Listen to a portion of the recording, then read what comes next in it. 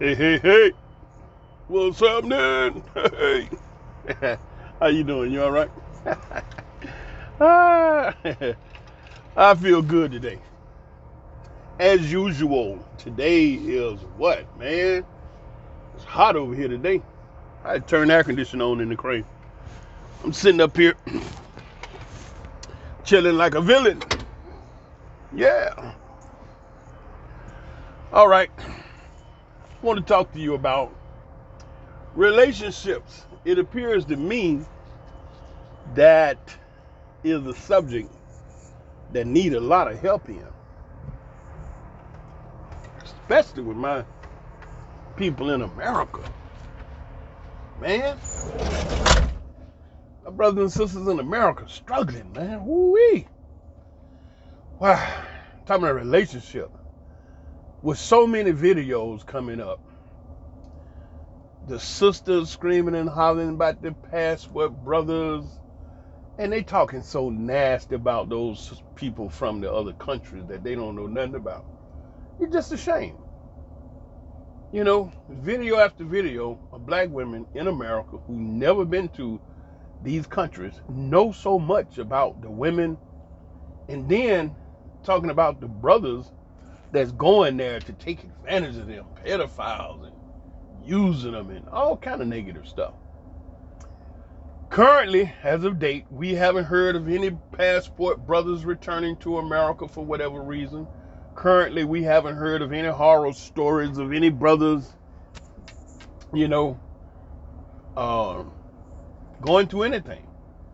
Only thing I've heard and what's been the brothers that do take time to put something up is they having a ball. So obviously what these black women are talking about are lies. Just in their emotions. You know what I'm saying? Just mad. And that's crazy. You know, because they don't have nothing good to say about the brothers. You know, they saying that the brothers is trash, broke, all these negative things. But at the same time, you're sitting up making a whole video about trash. You understand? Wow. Woo-hoo, man. You know what? I could have been crazy too. Isn't that something? I could be, I could be crazy like them. But I got away from America. Because way back then, I saw what was taking place. And I bounced up out of there. Talking about Babylon, the land of our captivity. Ain't nothing ever gonna be good for black people in America. But the only people know, everybody know that except black people in America. Look at what's happened to us as a people. Now we done got down here to this passport thing where black men is getting away from these modern women that's masculine, talking strong, lifting weights, and want you to take them as they are and don't say anything about nothing that they doing because it's all about them. That's where it's at. When it comes to those modern American women, it's all about them. They don't care nothing about what you man. What?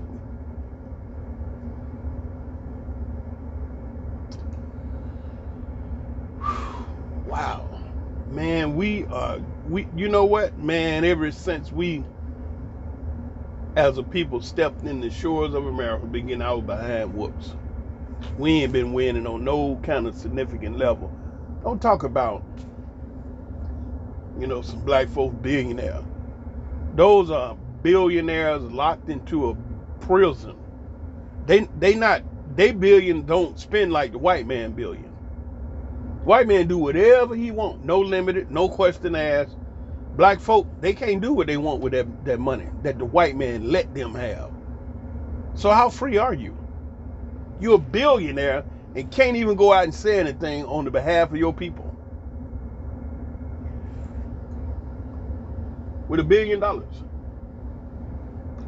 a rich slave. You better not go out there.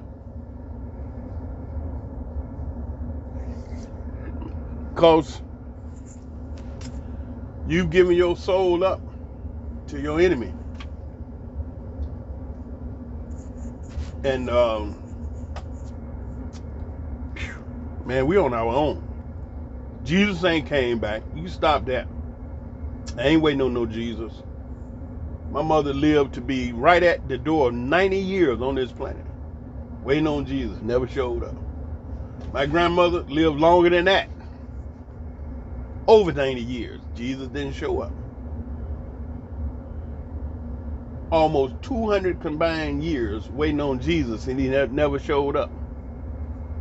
So at this point, I'm the one to take the defense in my hand and define the situation and say, Jesus ain't coming. So what am I saying? We are on our own. Yes, sir, Bob.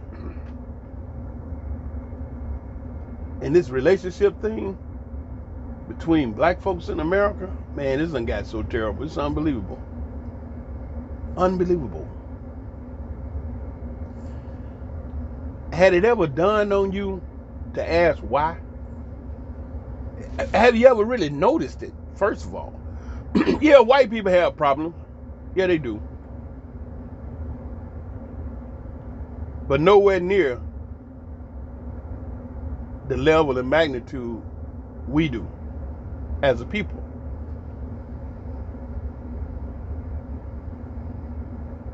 And then, all these years, we still haven't been able to bring about a fundamental change to stop this onslaught, constant oppression of our people. Ain't nothing worked.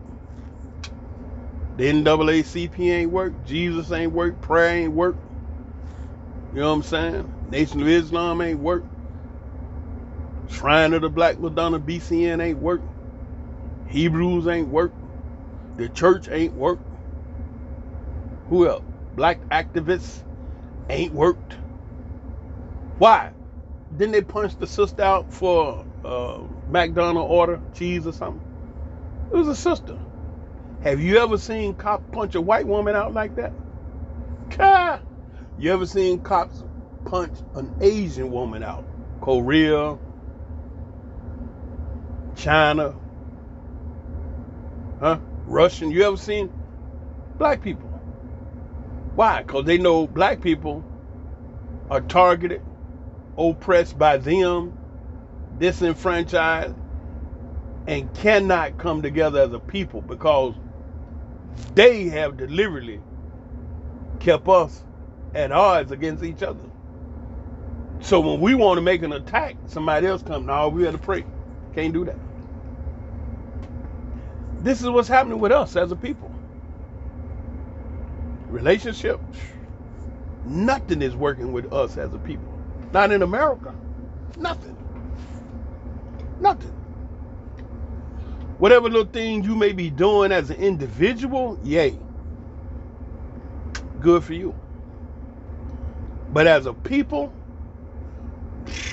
man, please. Look at Raphael Warnock.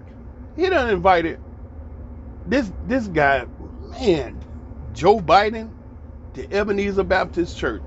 Man, do you know what that represented spiritually?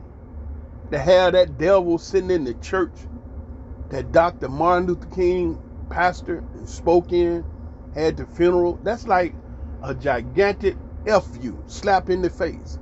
And the Negro did it.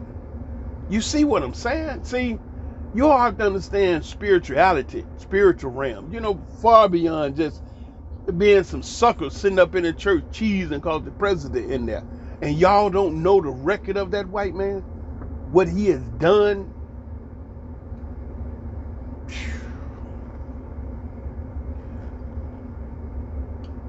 Is that any hope for black people? Yes and no. Yes, on a small scale. No, not on a massive scale. In America, absolutely not. But let's stop for a moment and analyze and ask the question, why? Why is it that every other nationality upon the face of planet Earth can roll up into America and in a few years, in less than a few years, in no time, have their stuff together and gone on about their lives? They got their businesses rolling. They done bought the houses, established themselves. They got voting blocks. They got political representation that's actually working for them. Look at what happened to the Asian. Just look at that. One group. Asian hate crime bill. All Asian. China, Japan, the Philippines, Indonesia, all the Asians. Huh? Then, look how the police do black folks. After 400 years, man. All these other groups of people can come into America and establish themselves. No question asked, no problem. All in the black community. Yeah.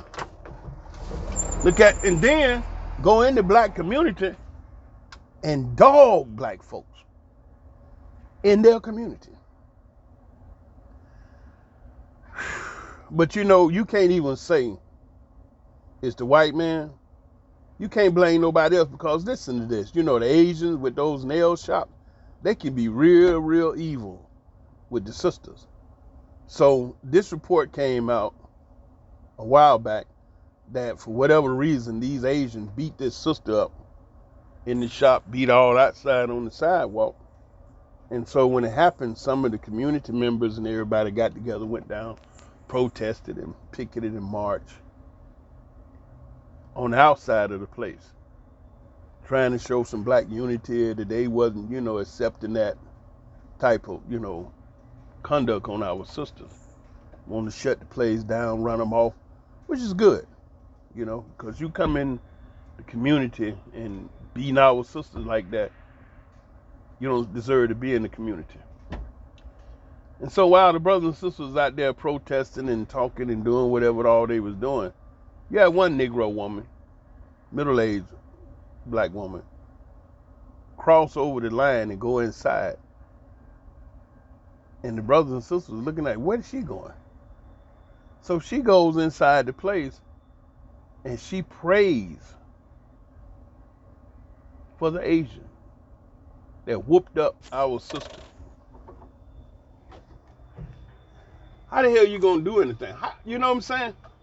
I mean, you got a team member slide on the side of the enemy and pray in support on behalf of the enemy. And the brothers and sisters is out there because of what the Asians, how they done beat up our sister. And old woman, you go up in there, you the mature sister, you supposed to have sense enough to know we got to stick together. No, she go past all them brothers and sisters protesting about what them Asians had done and go in there and pray for the Asians. How we gonna win? How we gonna win when we got what they call boule Negroes? Black folks pledge their allegiance to the white power establishment. Kind of black people that will infiltrate every black organization with the purpose of feeding information back to the white power structure with an objective to derail the black organization. How we gonna win in America? You got a few brothers and sisters that understand, and you got a lot of brothers and sisters that understand that they want to be siding with the enemy because he can give them a piece of chicken or a paycheck right now. And that's what it all boils down to. The white man passing out butter biscuits, money. And so the black man, woman, they sell you out for a couple of extra biscuits. I'm just making a metaphorical statement, but that's what they doing. You on team white man. We over here getting our behind beat to pieces, and you over there on team white man. And don't see nothing wrong with it.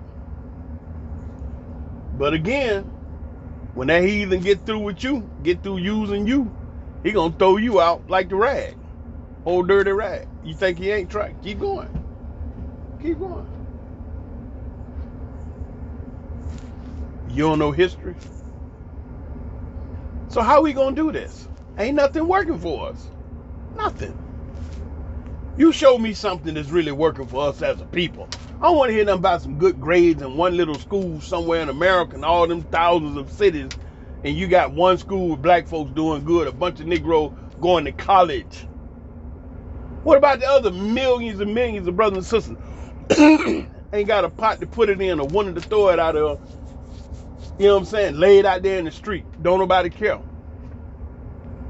In America, America does not care about people, and they care even less about black people. America does not care about people, and they care even less about black people. Talk about reparation, everybody up running their mouth now. But like I asked the guy in the conversation, did anybody ever say that about the Jews?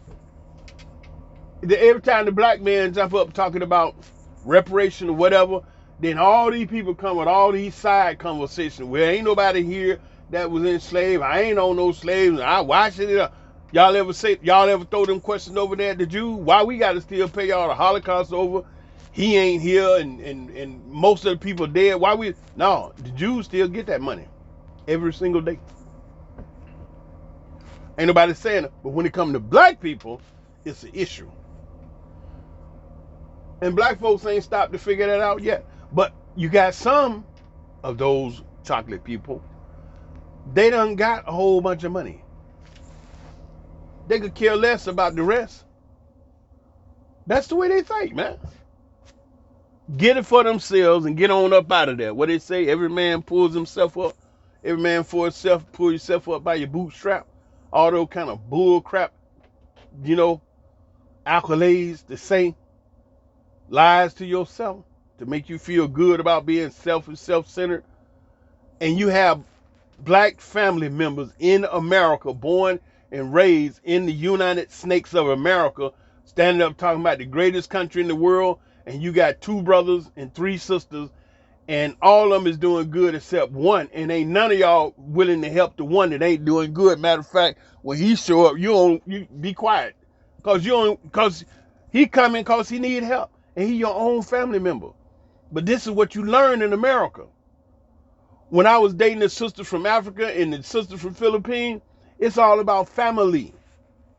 When I was sending that $100 to the sister in Ghana, she took care of the whole family. But in America, well, this is my money. And you think that's the greatest country in the world. And look what it's done to our people. The people from India, Calcutta, Bombay, wherever, they come in and get themselves together, no problem. People from Russia come in, no problem. People from Japan, no problem. China, no problem.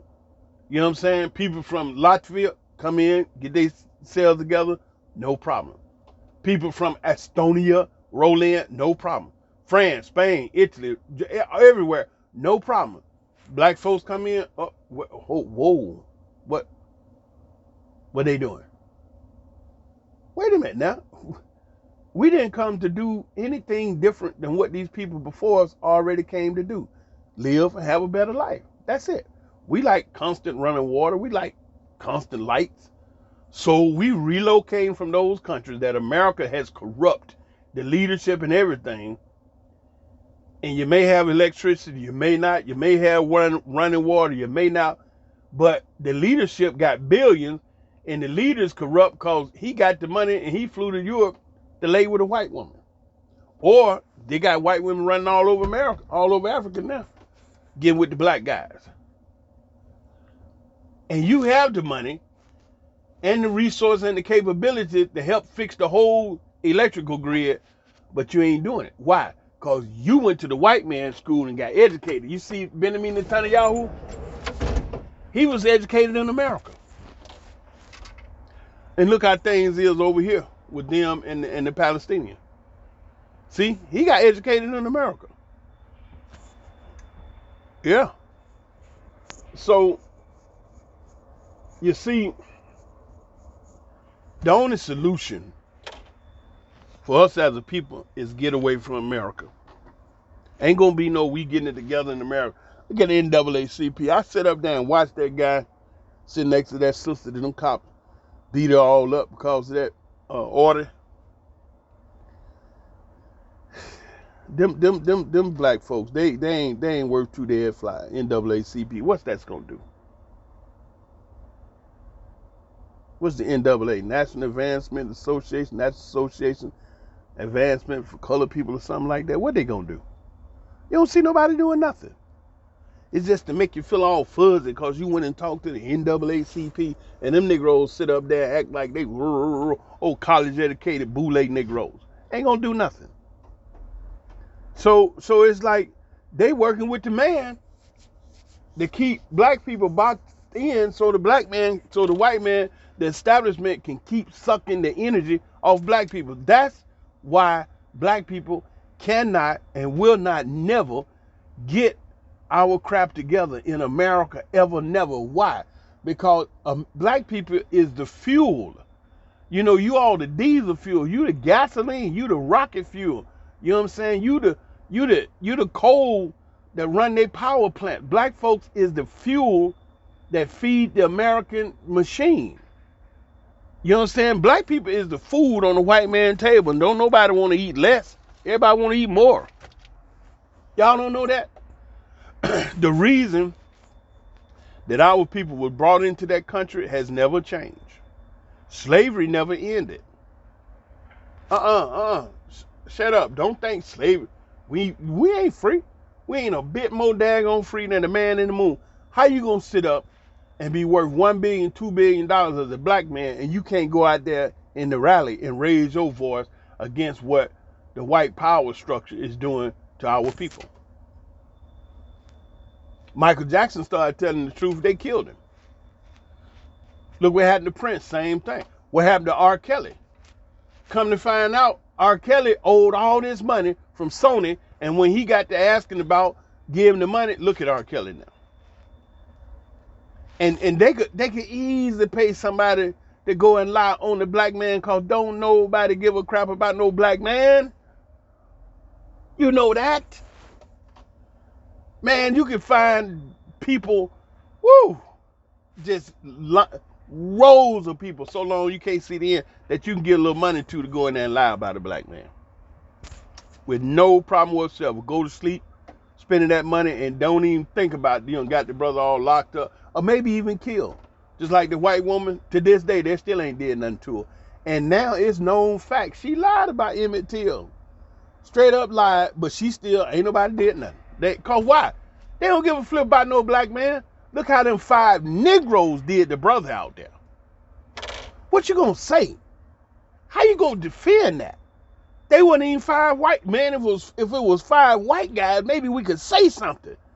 You can't say diddly squat when 5 Negroes beat this child up in handcuffs, guns and tasers and battalions, and they buffed and worked out and beat that child to death, and you can't say a damn thing. Nothing. Sit on the TV and talk about what a good son he was. It's been a Rodney King. It's been so many people. A Sandra Bland. Then his other sister they beat the smack out of. A Trayvon Martin. One behind the other. And it won't stop. Why? Because of the fact that we as a people are beyond weak. Like strong as a wet toilet paper.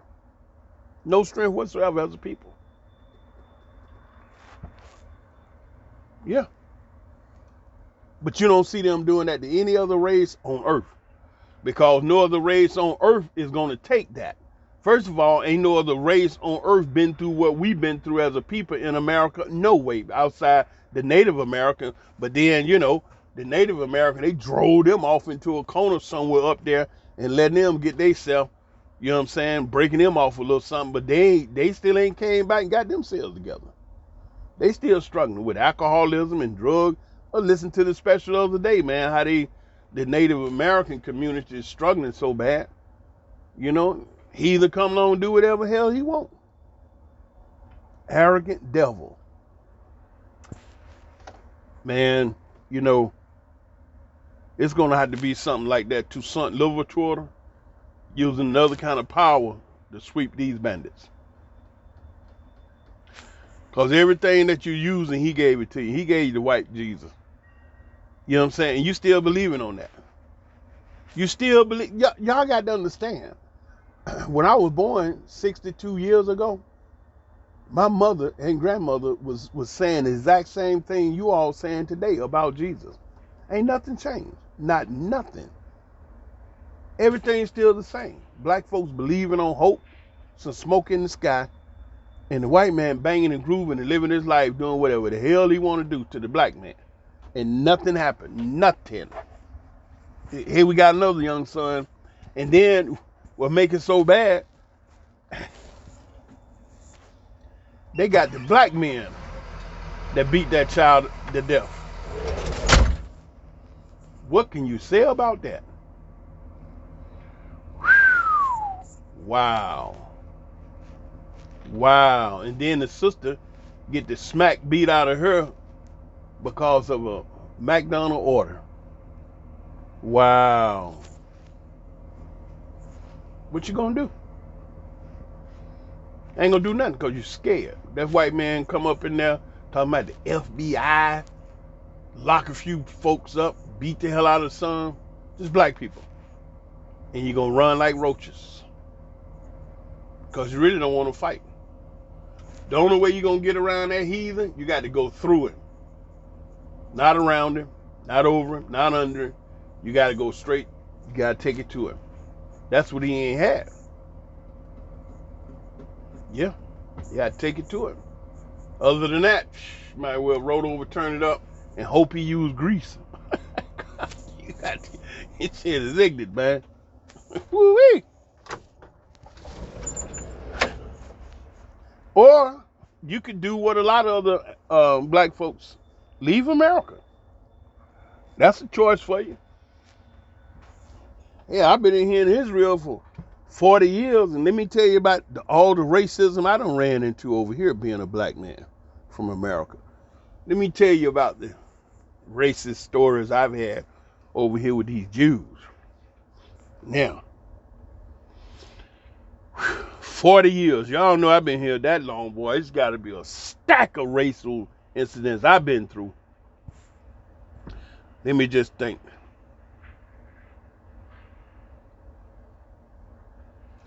How many racial incidents that I can call up off the top of my head, fresh in my memory, that I can share with you and tell you of the racial struggles I've had here in Israel for 40 years with these heathen?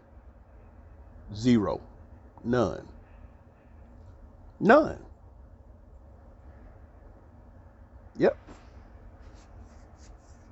I cannot share with you any incidents that I've had that I know was based purely because of my race. Not none. It ain't happened. None of that N-word. You know what I'm saying? I remember one time I was when I was working with Doron. I think I mentioned him before about that. Doron, this Israeli friend of mine. He was talking with the main office, and the secretary of the CEO called me when she was getting some paperwork, getting the things ordered. I had been on the job, maybe 2 months or something, so they still was doing a lot of processing paperwork. It's a big corporation. And so this girl was speaking to him on the phone, speakerphone. She didn't know I was sitting there in the truck with him, listening. And she said, "Oh, who are we talking about? The Kushi?" And he looked, whoa. He told her, whoa, you can't say that. She said, "What do you mean?" First of all, he's sitting here listening. In calling a black person Kushi in Israel is like calling a black person a nigger in America. You can't say that. She like, "What?" She said, no, but I didn't mean it like that. I didn't mean it. He said, "No, you cannot say that. You can't use that word to talk about black people.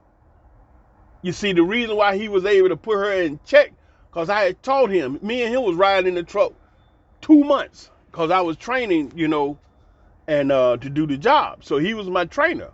You can't be this close to me that long, that regular for that many days and don't get positively affected by my spirit. So this Israeli boy, man, he's 10 years my younger, and he love the ground I walk on. Matter of fact, he came to visit me. He called me, hey man, what you doing? I'm like, he said, man, let's go over to the beach and walk and cool. I said, man, I'm at home, comfortable. I don't feel like going nowhere. He said, okay, you by yourself? Yeah. He said, then I'm coming. So he came over, we sit down and kicked it. And so when the girl in the conversation with him, she didn't know. She said, who we talking about? The Coochie? Woo, he went all up in her. And see, that's what white people have to do if you really ain't racist. You have to check your own people. That's the only way you know what I'm saying? And so once he learned from me about that negative thing that they used to call us Coochie, and then the ones Israeli used to call us Coochie Bum Bum, that was really racist. That was racist. They knew it, and they was trying to be that way because they was spewing that hate against us 30 years ago when I came here. When I came here 40 years ago, for 10 years, that's what we went through. Coochie Bum Bum, Coochie Bum Bum. They were calling us black niggas. But we had to talk to them. We educated them. And because they didn't have that American type racist hate against us, they changed. They stopped. Because when they realized what they were saying and how bad it was, they stopped. They shut it down. Ooh, I ain't heard that in so long. That time, that was 4 years ago that I heard that girl say, who, the Coochie? And when he got on her butt about it, she was begging and pleading with me. She was shocked that I heard it. She was apologizing, man. She was, man, oh, I'm so sorry. I didn't mean it. I didn't mean no harm. Oh, please, I didn't know what else to say. And he told her, he said, don't say Coochie. He said, if anything, say American. And that's the way they address me over here. See, you all in America that's over there, that's running your mouths, that don't know about these other countries, a lot of these people, they still have a soul. They still have spirit. You understand? America don't have no soul. Them people in America, white and black, they are soulless demons walking around and don't give a crap. They hate you and they want you to know it and they don't care. And it's like now they out free and they saying all these things and doing these things because they don't give a crap because they full of evil. But believe it or not, Israelis ain't that bad. They still have a similitude of a soul where you can sit down and talk and reason with them. And in the end, if you talk to them and they listen, they'll realize, well, he right, making sense. You know what I'm saying? And so when the guy told the woman, don't say Coochie, if anything, say American. And that's what I can tell you about my racist experience I've had over here in 40 some odd years. They don't know me, but they can see I'm not from Sudan. And they can see I'm not a little small Ethiopian, because Ethiopians small bodied people, they little people. So that big strong brother come in, he American. So what do they do? How do they address me? They say the American. That's it. They don't say black. They don't say Negro, none of that. They don't even say Coochie no more. They just say the American. I can go with that. Okay, I can live with that. Why? Because now they know that Coochie is very racist, like calling you a nigger. Whoa, they don't want to be connected with that. They love America, but they don't want to be connected with America racism and hate, you know what I'm saying, at that level. Especially with black Americans. Now on the other side, what they doing to the Palestinians, y'all about to know that. Now with the Africans, they was down on the Africans real bad at one point. But now I had to tell you about them Africans. See, Africans ain't like African Americans. There is a big difference. African Americans are very weak and docile. You've been fluoridated, you've been poisoned, you've been inundated with poison, toxin, impurities in the food and the water and the music atmosphere and everything. But Africans, they still have their soul, they still have their power. That was a season where the Israelis were getting down on the Africans real tough. Gee, them Africans, no, they came together. Oh, when I say they came together and shut it down. And so what happened, even myself, I didn't even realize how many Africans are in this land. Because, it's like, look, I'm sitting here on the job. I'm just seeing the people over there and the people I work with. And I get in the car and go home, see the people on the way. But I don't see all over. Man, when these Africans got mad at these Israelis, the way they did this Ethiopian brother up there, and he had a doggone army uniform on. That was real terrible. This son was in the army. And for whatever reason, they dogged the boy. But I have to say, see, it don't be just like, okay, walk up and knock the pop out of the boy. They told him what to do and he didn't do it. See, he didn't follow instructions. And see, that's the part that I know a lot of people get mad with me. If you don't follow the instruction of what the cop is telling you, it could go real bad for you. And that's what happened to him. So they fought him, but they didn't beat him and kill him. To me, the way they fight over here is just like some jokers out in the street fighting. Is they the police? One of them lost the radio and the mic was flying everywhere. They had the guns. They were tussling with the boy and the boy was tussling and he was fighting and tussling. And they weren't throwing fists and just trying to beat and kill each other. It was funny. It was really funny to me. Like, what are they trying to accomplish? Hey, what's going on? You throwing fists, then you figure, okay, he trying to knock him out. Or that's what he doing. He trying to knock him out. But they weren't throwing fists. They were just like pulling and pushing. And then the boy pushed a little bit. He pushed back. And it was two cops pushing the boy. And then the boy pushed back. And he fell and slipped. And when he fell, he was holding on to one of the police. And that pulled him down. And the other police pulled the other police. And then the boy rolled over and got up. And he was pushing. And they were shoving him. Like, what? What is the objective? These jokers, they trying to get a workout in or what? Is this a fight or a comedy show? It was funny to me, man. Then 2-3 more cops came and they just held the boy. They never even put him in handcuffs. I'm like, what the hell was that? Oh God. Woo, man. That job was funny, man. It was hilarious. I'm laughing, but I didn't let them know. That job was hilarious to me. It was 2 police officers told this Ethiopian boy to go back the other way, and he didn't. He kept walking. Something was going on down there. And for whatever reason, this clown, instead of going back the way the police, because the police told him, they saw him in a uniform, and they just probably felt like once they told the soldier to go back that way, he was going to follow the instructions, just go. And so they told him, pointed, and you can see him on camera, point, now go back that way. And the boy had a cell phone up to his ear. And the cop told him, wait, stop, go back that way.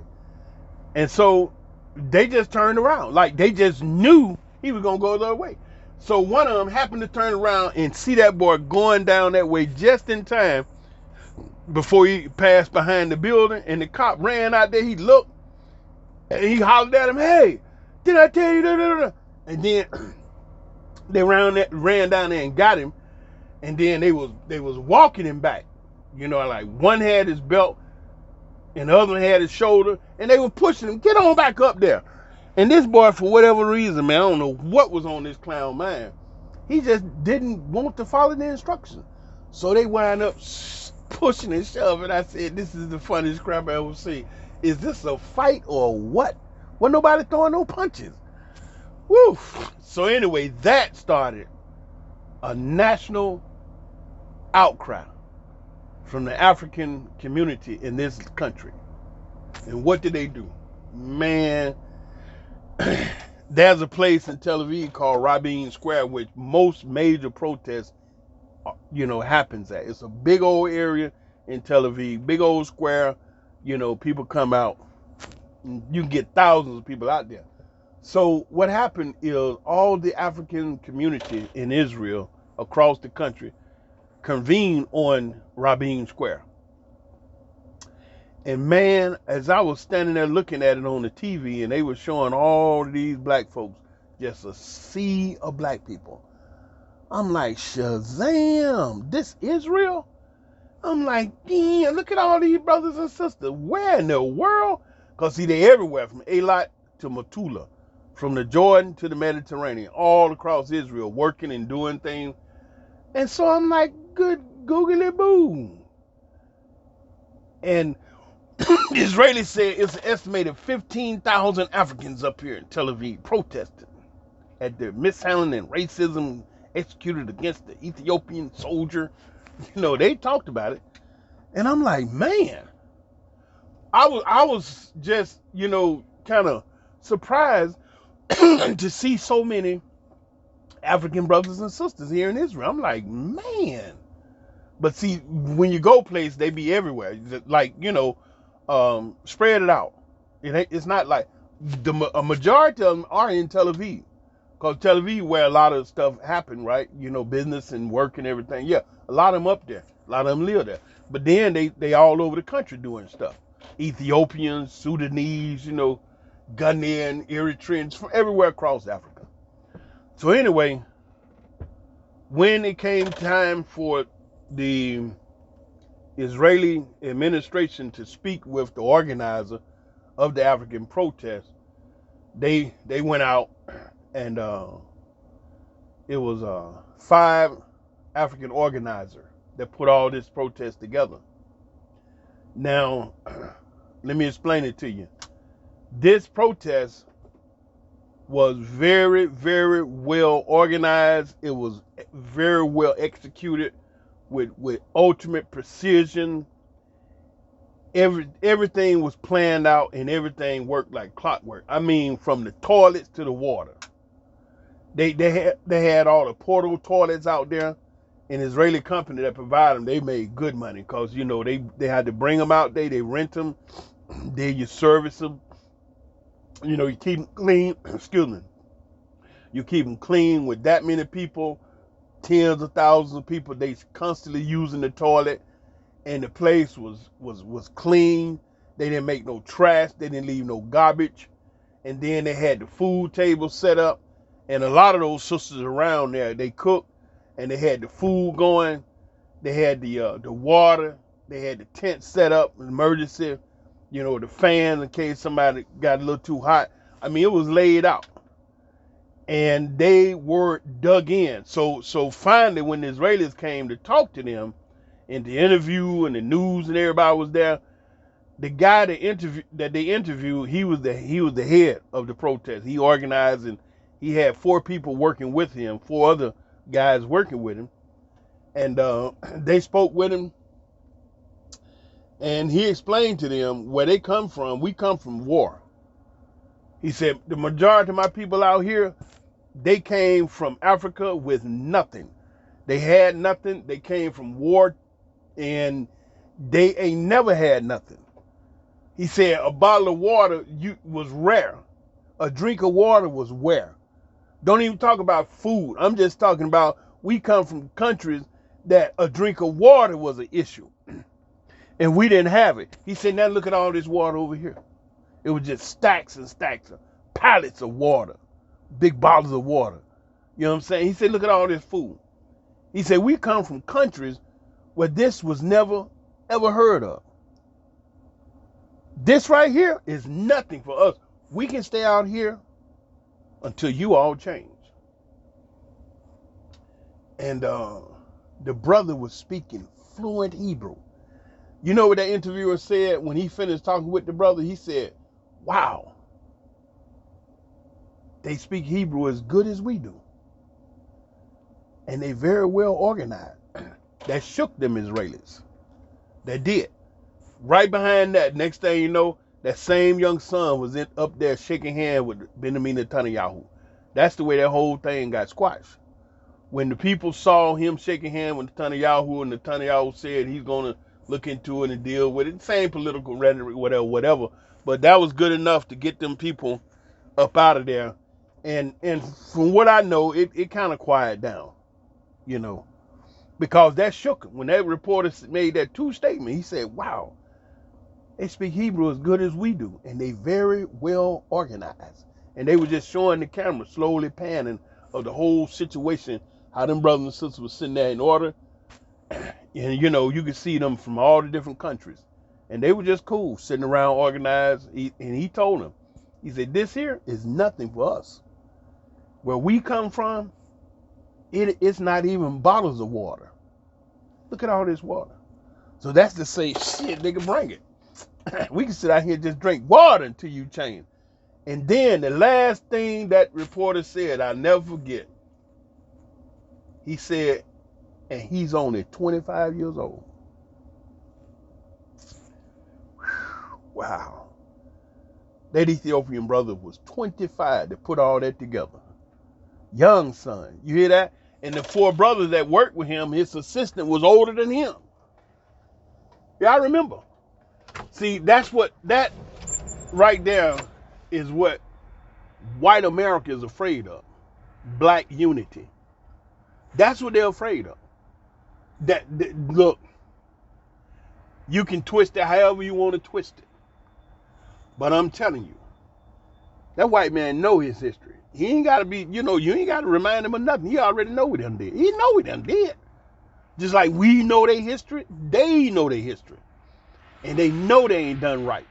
You got a lot of white people that say that nowadays. I was listening to a guy on the internet the other day, white dude, breaking down white history, and he was talking about, wait a minute, how we gonna call black people savages, and our people was the one that was doing all the savagery to them? The hanging, the beating, the killing, the raping, the robbing, the murdering. He said that's savagery. We did that. Our people did that. Black folks didn't do that. So how we gonna call them savages? And everything we've ever done to black people is savagery, even to this day. With the Jim Crow and all the segregation and all, he said, this white boy, he just told the truth. With all the shit we doing to black folks now, how we call them savages? White people are saying it. Because why? They're seeing their world upheaval and topsy-turvy and no peace because of this. Some of his, and so that's why they have to, like Doron, after I educated him, he got on the girl by saying coochie to me. And she came and begged my forgiveness because her heart wasn't as evil as like some of them racist heathen be that we know. So she was begging my forgiveness and never did it again. Okay, but the point was he got on her. And so just like a lot of these white people talking all this here about what they family have done to black people, you're going to need more and more of that to talk. And now you black folks talking about reparation, and the buzz about reparation is growing and growing and growing. You're daggone right. But see, this heathen, he's a mean, unreal. Mean, like, don't get count. He's the kind of heathen that will jump out the window and kill himself just so you don't have to pay no reparation. They get to diving out the window, like the white boy said. Y'all want to stop all this black on black? He said, y'all want to stop all this police violence against black people? He said, I tell you one simple thing you can do. Black folk go start taking out life insurance. He said, that's all you got to do. Go get you some life insurance. He said, first of all, insurance company, they don't want to pay. That just said, you go get you some life insurance, black folk, and insurance company have some of the best lawyers in the nation. Y'all black people start taking out life insurance, which they can't deny you. See if don't stuff change for y'all. See if you don't start living through these situations more. Because when these insurance companies be hit with all these claims about black guy done got killed, the police, then the life insurance got to pay, he said they'll change that. So you see how he gave up that strategy based upon money? Because the only thing they respect is loss of life or loss of finance. That's the loss of money or somebody getting killed, right? And so, because they love their money and hate us, if they have to insure us and they wind up killing us, then they gonna tell themselves, hey, let's don't kill these Negroes. Because we got to cover that life insurance. Even a cheap one. But they all pay off. So they all have to be covered. I said, you know what? See that? They know. We the one running around here in the street getting the crap beat out of us with some daggone protests and a sign, and that ain't changed nothing. And see, that's the whole position I was thinking about. Man, we got to do this thing different. You know, the way we've been doing it, like I was telling you, my mother and grandmother, all that church praying, begging, and protesting and walking down the street with a sign until you get tired. And that don't change the way the heathen think about us. It don't change nothing. It just make you get sweaty and you be hungry, and by the time, you know, you go home and eat that chicken and drink you some Kool-Aid, it's the end. That's it for the struggle. Then that sleep roll on you, wake up the next morning, got to go back to work. Ain't nothing changed. But this guy, he said, man, y'all black folks want to make some changes, go get you some life insurance. When enough black people take out all this life insurance, and then the police be killing y'all, and now your family got to file those life insurance claims, and when it began to be clear to them that reason why these blacks are asking for this payment because of their dead relative is because the police killed them. He said that'll wipe out all that right there. You know, you won't have no more problem in that area. See what I'm saying? That solution he gave was based on the money that they love more than they love us. Yeah. So anyway, my position is getting away from those that hate us. Africa looks real good. Yeah. Real good. You know, the minor things that they have that they deal with there, that can easily be rectified. Like a friend of mine, she's Zimbabwe. She said she was tired of dealing with the electricity outage. You know, you may have electricity, you may not. She said she's tired of that, so she moving to the UK. I'm like, what? The UK? What? She said she either going to Dubai or the UK. She said, my mind made up, I'm going. See, I already know her. I know how she is. She gonna jump ship and bail. I already know. I've been through it with her. So I ain't really say nothing about it to her. Try to even say nothing to her because I already know. When she said my mind made up, that was telling me don't try to talk me out of it. And I didn't. I ain't say nothing to her. Because she gonna go do what she say she gonna do. Because she tired of electricity in her home country. Say yeah. And she say she tired of the leadership, the corruption and everything. Well, that's the case. Somebody got to work to change it. Somewhere, some way, some shape, form, and fashion. And we know America run Ghana. I ain't going to Ghana. No. So I done lived in Ghana before. I know Ghana very well. And I know also that America runs Ghana.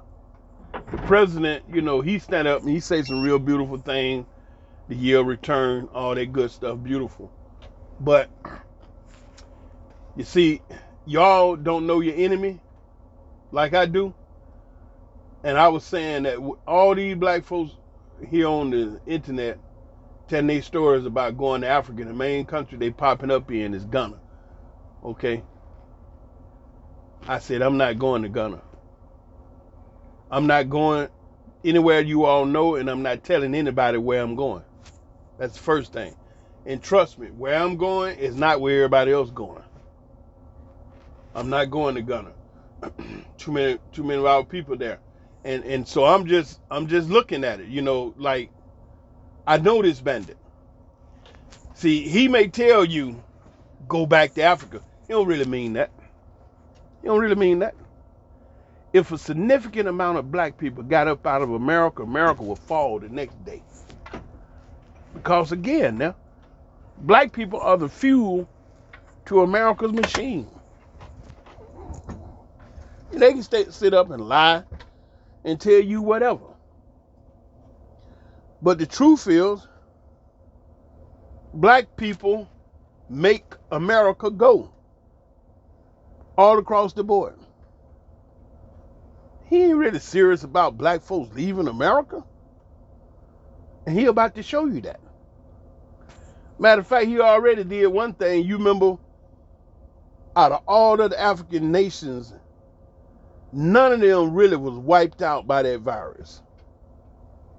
You didn't hear of major numbers coming in across Africa about who done died. You remember?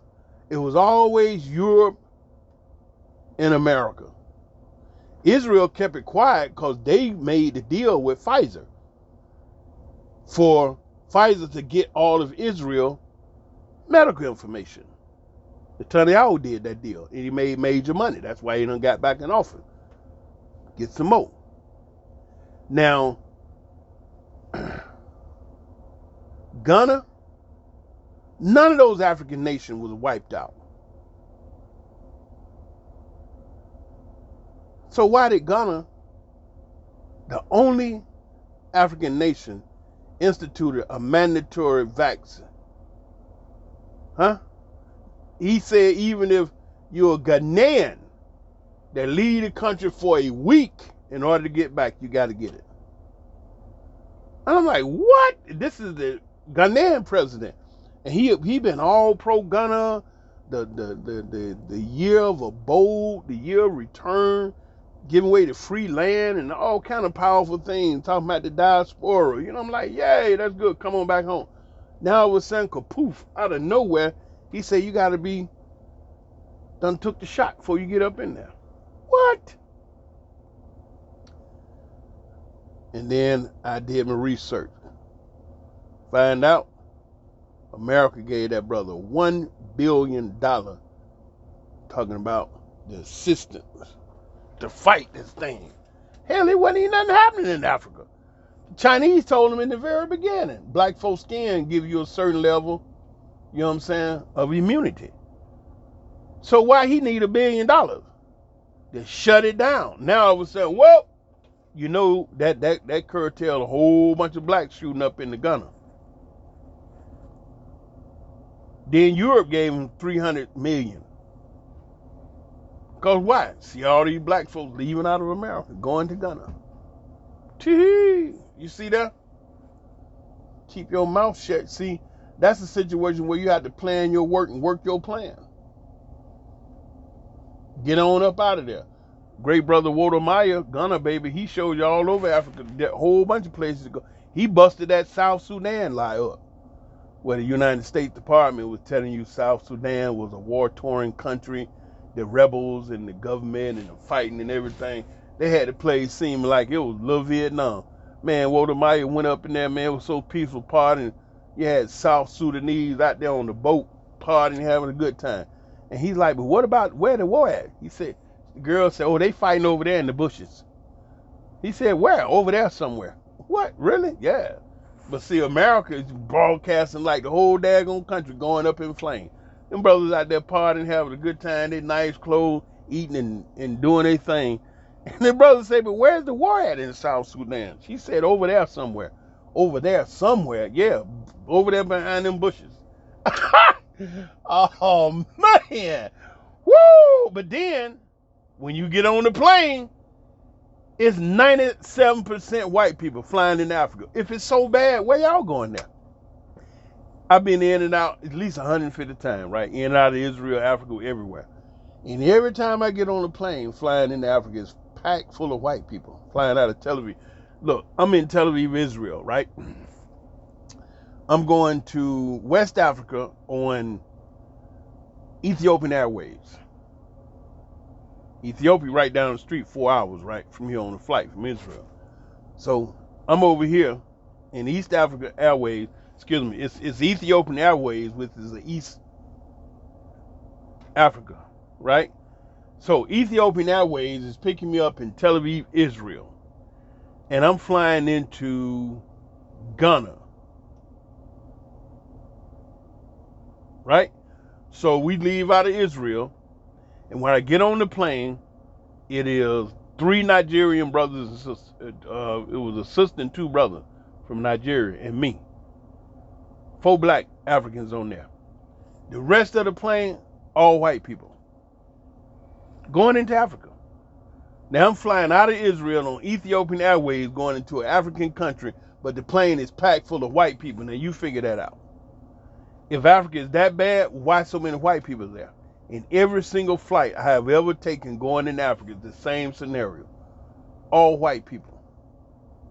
You see the bullshit that they be lying to you all black people, that you all sitting over there in America listening to them and you don't know diddly squat. That's just like the modern American black women talking all this smack about these other women, these other countries. And they ain't been nowhere to know nothing. But just think about that. You got a plane load of white people flying into black Africa and they telling black Americans about Africa is so bad. If it's that daggone bad, what the hell is you doing all on the plane going to Africa? This is the type of stuff that you don't get to think about when you're in America listening to him tell you, don't go. And he telling you don't go, and he going to Africa being treated like a king. And y'all don't even know that. And Africa waiting on you. When I was in Ethiopia, man, I met with the Minister of Mine, the Minister of Land, the Minister of Agriculture, Finance, and I think one of them, I think 5 of them.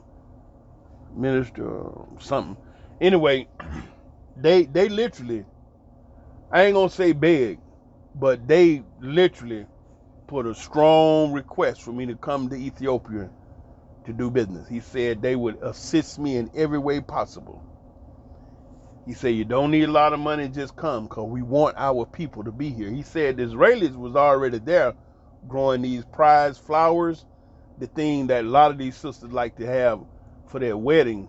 I think they call it a bird of paradise. It grows up to the side and it's real colorful. You know, a lot of sisters like to have that, you know, when they get married. Israelis down in Ethiopia growing it because the land is so fertile and the weather is perfect. Also, Ethiopia grows a sesame seed that is named Humera.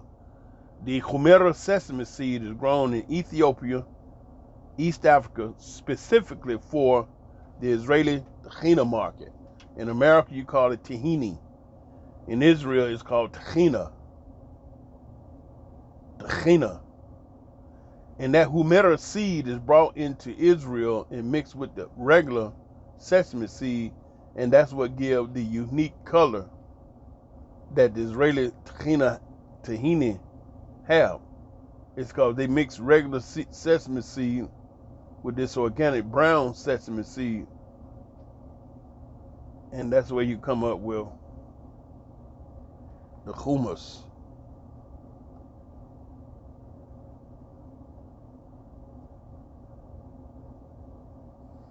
Anyway, enjoyed talking with you.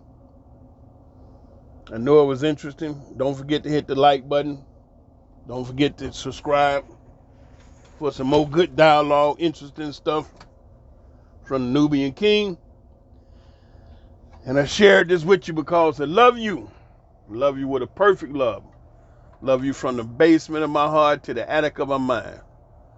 I love you 24/7. That means I love you all the time. Shalom.